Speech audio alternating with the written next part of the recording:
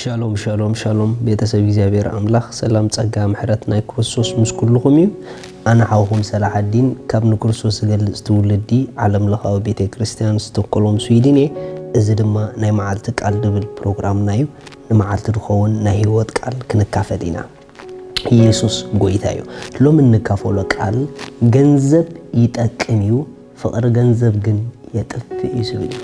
ريخم جنزب يتأكمي فقر جنزب جني تفيو بزح جزء نجنزب نفقر جنزب سلنا حواوسه متحف كلوس جنزب كم زيد لينا خم دزارب جيرنا نوم صوينا جنزب كم ديد اللي جيرنا بزح جزء تعشوا من جبرينا جنزب سور كله خفاتين دابلنا نجر جن متحف كلوس انت عيد بدي تحطه نجنزب بيسور كله خفاتي له ولا نفقر جنزب بيسور كله خفاتي له متحف كلوس ريخم جنزب برؤسه يتأكمي نبزح نجار يتأكمي اتفقر جنزب جن أيتأكمني يقول ديو منفس كايو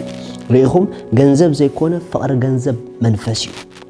متحف قدوس قدام ايتيميتيوس كم زيبل كابشو عاته مالت ناب عالم حنت كوا ايمصانان امو حنت خنوسد اي كالنان ايو قلبنان كدانان انتلو ناس نسي اخلنا እቶም ክህብቱ ሙዝደሊ ግና አፈተናን መፈንጠራን አብዙሕ ንሰብ ናብ ምብራስን ጥፍዓትን ዘስጥሞ ናይ ዕሽነት ጉድዓትን ትምኒትን እዮም ዝወድቁ እቲ ፍቅሪ ገንዘብ ሱር ኩሉ ክፍአት እዩ ገሊኦም ንዕኡ እናተማጣጠሩ ካብ እምነት ዘንበሉ ናብ ርእሶምን ብዙሕ ስቃይ አምጹ ዝገርም ነገር እዩ እዚ ጽሑፍ ስለ ገንዘብ ዘይኮነ ስለ ፍቅሪ ገንዘብ ይዛረብ ዘሎ ምክንያቱ ንገንዘብን ንአምላኽን ክትግዝኡ አይትኽእሉን ይኹም ኢሉ መጽሐፍ ቅዱስ እንታይ ማለት እዩ ፍቅሪ ገንዘብ እንተ ደኣ ንልብኻ ተቋጻጺርዎ ኦሬዲ ኣብ ትሕቲ ግዝኣት ገንዘብ ኢኻ ኣቲኻ ዘለኻ እምበር ገንዘብ ኣይኮነን ኣብ ትሕቲ ናትካ ግዝኣት ኣትዩ ዘሎ ገንዘብ ኣብ ትሕቲ ናትካ ግዝኣት እንተ ደኣ ኣትዩ ንራእይኻ መፈጸሚ ንዕላማኻ መፈጸሚ ንኽትገብሮም ትደሊ ነገራት ንኽትገብሮም ዓቕሚ ሓይሊ ክኾነካ ይኽእል እዩ ገንዘብ እሱ ንዓኻ ኣብ ትሕቲ ግዝኣቱ እንተ ደኣ ኣቲካ ግን እሱ ነቲ ናቱ ሓሳብ መፈጸሚ ይኽገብረካ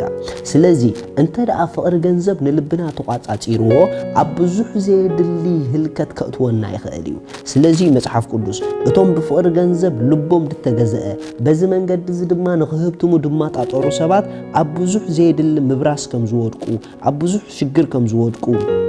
ብዙሕ ጉድኣትን ዕሽነትን ሕማቕ ትምኒትን ኣብ ህይወቶም ከም ዝመጽእ ይዛረብ ስለ ሃፋትም ኣይኮነን ከም ዝብል ዘሎ ኖ ስለ እቶም ብፍቅሪ ገንዘብ ልቦም ተገዚኡ ንገንዘብ ክመጣጠሩ ናብ ዘየድሉ ጎደና ዝኸዱ ሰባት ይዛረብ ዘሎ ከም ፍቃድ ኣምላኽ ብዙሓት ሃፍቲሞም እዮም ኣቦታትና ኩሎም ሃፋትም እዮም ነይሮም በዓል አብርሃም ሃፋትም እዮም በዓል ኢሳቅ ሃፋትም እዮም በዓል ያዕቆብ ሃፋትም እዮም እግዚአብሔር ድማ አምላኽ አብርሃም አምላኽ ይስሐቅ አምላኽ ያዕቆብ ተባሂሉ ተጸውዒ እዩ ሃፍቲ በገዛ ርእሱ ምንም ሽግር የብሉን እምበሽና እግዚአብሔር ፍቃድ ብኩሉ ነገር ክንህፍትም ክንብልጽግ ነገር ግን በታ አምላኽ ዝደልዮ ፍቃድ አምላኽ ንልብና ተቋጻጺሩ ንሕና ድማ ንገንዘብ ክንቆጻጸሮ ዳ እምበር ገንዘብ ንልብና ተቋጻጺሩ ንህይወትና ክገዝእ ግን ናይ እግዚአብሔር ፍቃድ ኣይኮነን ኢየሱስ ንዘለዓለም ጎይታ እዩ رأي حوات جنزب بكل عينة من قدي شرشة ترى خفيتكم لشرشكم جنزب يدليو لرأي شرشي لرأيكم جنزب يدليو لبيتسبكم جنزب يدليو نخدع نمجبين ومزحنا در جنزب يدليو عبز مدرس زولو نجار ببزحي مس جنزب دتتح حزين نجار جن نجنزب نحنا بالعلي أنت دا أخوينا لينا نزو كل مس جنزب دتححز نجار بقلي لهن تقاملو نخل سلازي اتوم جنزب قبل علي زخونهم زبالو كلهم أبزيد اللي جودناتات نرؤسهم آتيهم معهم نزخ مات أطورو كسع كاب امنتهم يودك اميلو من مصحف قدس نزخ مات أطورو كسع كاب تناي امنت جودنا كاف تناي امنت من جدي يقليهم نابرؤسهم كا بزح سقاي يمصيهم مخنياتو فقر ገንዘብ ካብ እምነት ከይተረፈ ዘንብለካ ድኽእል እንድሕር ኮይኑ there is something ማለት እዩ መንፈስ አሎ ማለት እዩ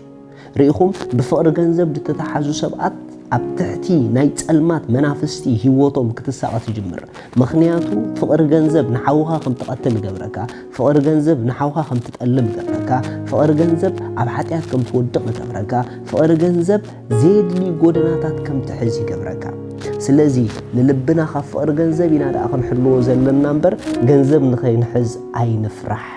بجنزب نخن عبي أي نفرح እምበሺ ብገንዘብ ክንዓቢ ዝግበአና ሰባት ምዃኑ ንእመን ምኽንያቱ ሃፍቲ ህይወትና ክርስቶስ ስለ ዝኾነ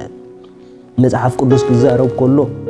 እግዚአብሔር ጓሳዬ ኢሉ ዝጎድለኒ ነገር ከዓ የብለይን ዝብል ርኢኹም እቲ ትክክለኛ ህይወትና ምንም ነገር ከይጎደለና በሁሉ ነገር መሊኡልና ክንነብር ናይ እግዚአብሔር ፈቃድ እዩ ነገር ግን ንልብና አምላኽ ጥራሕ ክገዝኦ ዳ እምበር ካልእ ብደገ ዝመጽእ ነገር ክገዝኦ ግን ፈቃድ አምላኽ ኣይኮነን መጽሐፍ ቅዱስ ክዛረብ ከሎ ኣብ ዕብራውያን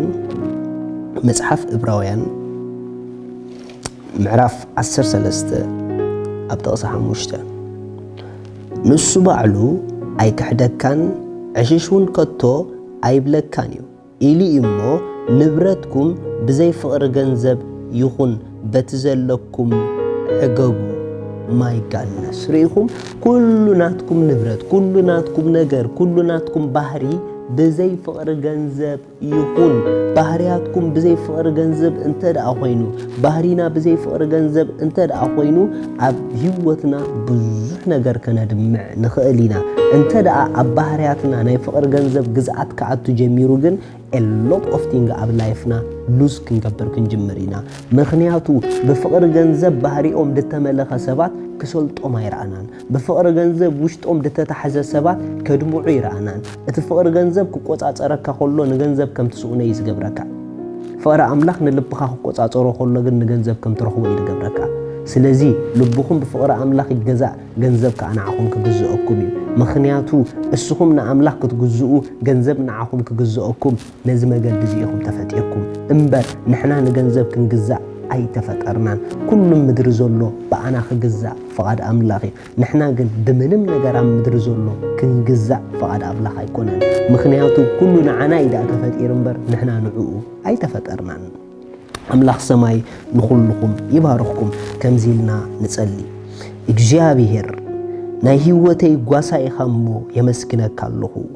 ኣብ ዘመነይ ዝጎድለኒ የብለይን ኣምላኸይ ከም ትመጠን ሃብትኻ ብክርስቶስ ድሌተይ ኩሉ ስለትመልኦ የመስክነካ ኣለኹ አሜን أملاخ يبارككم لومي نقويتانا يسوس كريستوس أبي ودكم وسينكم دي تقبلكم تمعلت لوميا معلت مدحان حجيا صباحناتكم ما يكونتن بزا معلت زيا مسبيت سوبكم نقويتا تأمنوا كتقبلوا تعدموا ونعدمكم علينا توم دو وسنكم سبات إساس قلو تسألي እግዚአብሔር አቦ ስለወድኻ ኢየሱስ ክርስቶስ የመስክነካ ኣለኹ የአምና ኣለኹ ኢየሱስ ክርስቶስ ስለ ኃጢአተይ ከም እተሰቀለ